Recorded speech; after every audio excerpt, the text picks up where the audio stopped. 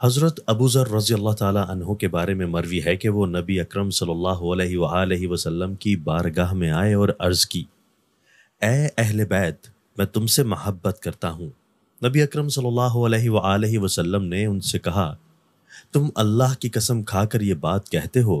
انہوں نے کہا، جی ہاں، میں اللہ کی قسم کھا کر کہتا ہوں۔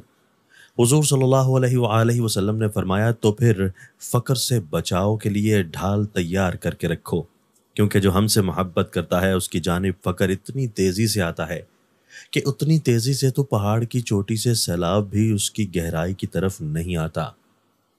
حضرت برا بن عازب رضی اللہ تعالیٰ عنہ فرماتے ہیں کہ رسول اللہ صلی اللہ علیہ وآلہ وسلم نے ارشاد فرمایا، تم اس شخص کے بارے میں کیا کہتے ہو جو چٹیل میدان میں ہو، جہاں پر کھانے پینے کی کوئی چیز نہ ہو، اس کا کھانا پینا سب اس کی سواری پر ہو، اور وہ سواری یہ سب کچھ لے کر بھاگ گئی ہو۔ وہ آدمی اپنی سواری کو ڈھونڈ ڈھونڈ کر تھک ہار گیا ہو، لیکن اس کی سواری ایک درخت کے قریب سے گزر رہی ہو اور اس کی لگام اس درخت میں اٹک گئی ہو، تو اس آدمی کو اپنی سواری اس درخت کے ساتھ بندھی ہوئی مل جائے۔ ہم نے کہا، یا رسول اللہ صلی اللہ علیہ وآلہ وسلم، اس کو تو بہت زیادہ خوشی ہوگی۔ حضور صلی اللہ علیہ وآلہ وسلم نے فرمایا، آہ کی قسم، جب بندہ توبہ کرتا ہے تو اللہ تعالیٰ کو اس سے بھی زیادہ خوشی ہوتی ہے۔